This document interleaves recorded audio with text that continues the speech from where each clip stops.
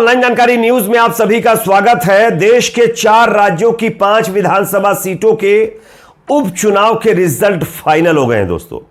पंजाब, गुजरात, बंगाल, केरल, इन 4 राज्यों के अंदर 5 ऐसी विधानसभा की सीटें थीं जहां पर उपचुनाव हुए थे। उपचुनाव के लिए वोटिंग हुई थी और वोटिंग के बाद आज इसके रिजल्ट फाइनल हुए हैं।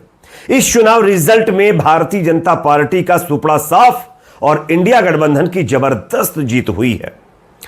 5 सीटों में से इंडिया गठबंधन 4 सीटें, जबकि भारतीय जनता पार्टी को मात्र 1 सीट पर जीत मिली है।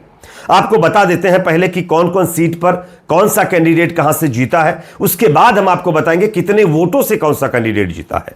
सबसे पहले गुजरात से शुरू करते हैं। गुजरात की कड़ी यह विधानसभा सीट है।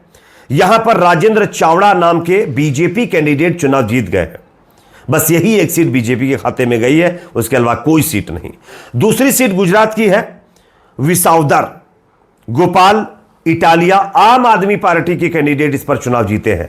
सोचिए आप, गुजरात के अंदर आम आदमी पार्टी के कैंडिडेट चुनाव जीते हैं और वो भी उपचुनाव।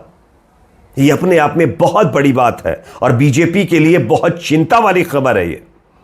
साथ ही साथ कड़ी के बाद विसावदर गुजरात की सीट आम आदमी पार्टी ने जीता है। उसके बाद लुधियाना वेस्ट जो पंजाब की सीट है, यहां पर आम आदमी पार्टी के कैंडिडेट संजीव अरोड़ा जो है वो चुनाव जीत गए हैं। इसी के साथ साथ कालीगंज पश्चिम बंगाल के अंदर यह सीट आती है। यहां पर टीएमसी यानी ममता बनर्जी की पार्टी की जो नेता है, कैंडिडेट है अलीफा अहमद, वो चुनाव जीते हैं। इसी के साथ साथ केरल की नीलांबूर जो विधानसभा सीट पर उपचुनाव हुआ था, यहां पर कांग्रेस पार्टी चुनाव जीती है। कांग्रेस पार्टी के उम्मीदवार आर्यदान शौकत जो है वो भारी मतों से चुनाव जीते हैं। तो यह तो हो गया कि कौन से राज्य में कौन सी पार्टी का कैंडिडेट चुनाव जीता है। अब हम आपको आगे बताने जा रहे हैं कि कितने वोटों से कौन सा कैंडिडेट चुनाव जीता है। उससे पहले आपसे एक छोटी सी रिक्वेस्ट करेंगे, अगर यह वीडियो आपको इंफॉर्मेटिव लगे, आपको ऐसा लगे कि कुछ जानकारी आपको मिल गई है इस वीडियो के माध्यम से जरिए से, तो प्लीज इसको लाइक जरूर करिए। आपका एक एक लाइक, हम बार बार कहते हैं, हमारी मेहनत का फल होता है। तो प्लीज वीडियो लाइक करिए। चैनल पर नए तो सब्सक्राइब भी कर लीजिए, पैसा कोई नहीं लगता है, फ्री में सब कुछ है। ये बात करते हैं अब सीटों के आंकड़ों की, कहां पर कितने वोटों से कौन सा कैंडिडेट चुनाव जीता है। देखिए, गुजरात की जो कड़ी सीट है, जैसा कि मैंने आपको शुरू में बताया, बीजेपी का कैंडिडेट राजेंद्र चावड़ा यहां से चुनाव जीते हैं। 39,452 वोटों से वो चुनाव जीते हैं। उनको टोटल वोट 99,742 यानी 99,742 वोट मिले। दूसरे नंबर पर कांग्रेस के रमेश चावड़ा रहे, जिनको 60,290 वोट मिले हैं। तो यहां पर 39,452 वोटों से बीजेपी कैंडिडेट चुनाव जीते हैं। उसके बाद गुजरात की विसावदर विधानसभा सीट पर उपचुनाव में आम आदमी पार्टी के गोपाल इटालिया ने 17,554 वोटों से जीत हासिल की है। यहां पर बीजेपी के कैंडिडेट 17,554 वोटों से यानी चुनाव हारे हैं। टोटल अगर वोट की बात करें तो आम आदमी पार्टी के कैंडिडेट को 75,942 वोट मिले। बीजेपी यहां पर चौंकाने वाली बात देखिए, तीसरे नंबर पर रही। यहां पर कांग्रेस पार्टी ने दूसरा स्थान हासिल किया है। यह अपने आप में भारतीय जनता पार्टी के लिए जो है मंथन करने वाली खबर है। जो बीजेपी हर कोशिश में लगी हुई थी कि किसी तरीके से यह उपचुनाव जीत लिया जाए, लेकिन कामयाबी नहीं मिल पाई है दोस्तों। साथ ही साथ बात कर लेते हैं केरल की नीलांबूर सीट, जहां पर कांग्रेस के कैंडिडेट आर्यदान शौकत ने 1,10,077 वोट के अंतर से जीत दर्ज की है। उन्हें 77,737 वोट मिले और दूसरे स्थान पर सीपीआई एम शिवराज को 66,660 वोट मिले हैं। तो 11,077 वोट से केरल की नीलांबूर सीट कांग्रेस पार्टी के खाते में चली गई है। यहां पर कांग्रेस पार्टी के उम्मीदवार चुनाव जीत गए।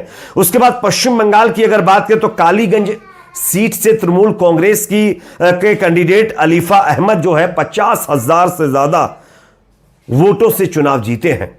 यहां पर भारतीय जनता पार्टी के आशीष घोष दूसरे नंबर पर रहे हैं, जबकि कांग्रेस के काबिलुद्दीन शेख तीसरे नंबर पर चले गए हैं। और यहां पर ममता बनर्जी कि पार्टी का परचम एक बार फिर लहराया है। ममता बनर्जी ने यह चुनाव जीत लिया है। तो ओवरऑल जैसा कि मैंने आपको बताया, टोटल 4 राज्य, 5 सीटें, 1 सीट मात्र बीजेपी के खाते में, 4 सीटें इंडिया गठबंधन के खाते में गई हैं।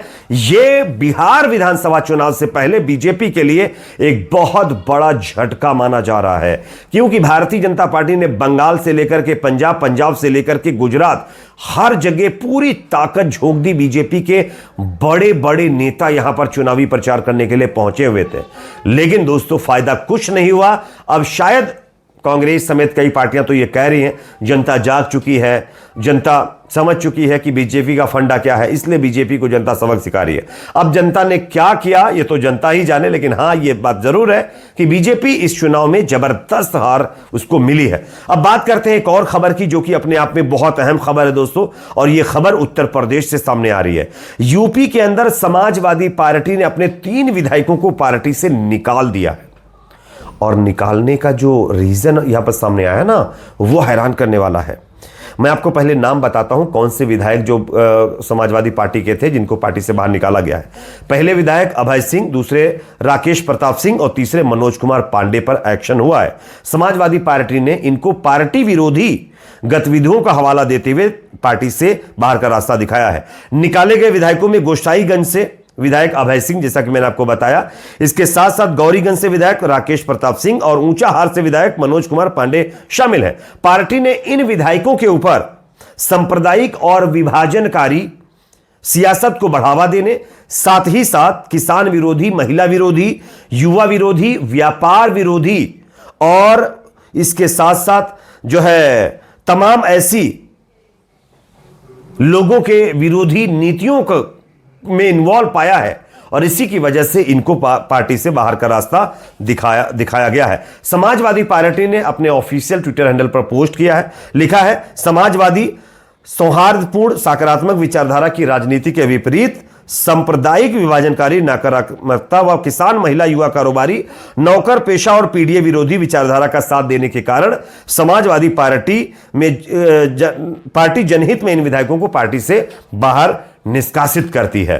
तो ये जो नेता हैं शायद हो सकता है बीजेपी से मिले हुए थे, समाजवादी पार्टी में रह करके, वो बोलते हैं ना आस्तीन के सांप, तो ऐसे नेता थे ये जो अंदर खाने पार्टी को तोड़ने का काम कर रहे थे, पार्टी को एक तरीके से नुकसान पहुंचाने का काम कर रहे थे। तो इन तमाम गतिविधियों को का पता समाजवादी पार्टी को लग गया, और उसके बाद समाजवादी पार्टी ने इन नेताओं को बाहर का रास्ता दिखा दिया है। यह अपने आप में बहुत बड़ा एक्शन समाजवादी पार्टी ने लिया है, और अब देखना होगा कि इस एक्शन के बाद कितना असर यूपी की राजनीति पर पड़ेगा। इस पर आप क्या सोचते हैं, आपकी अपनी क्या राय है, कमेंट सेक्शन में अपनी राय जरूर रखिए। फिर एक बार जाते जाते रिक्वेस्ट करूंगा, अगर वीडियो पसंद आया है तो लाइक जरूर करिए। आपका एक एक लाइक हमारी मेहनत का फल होता है। दोस्तों आज के लिए इतना ही, मिलते हैं कुछ और खबरों के साथ। देखते रहिए ऑनलाइन जानकारी न्यूज चैनल।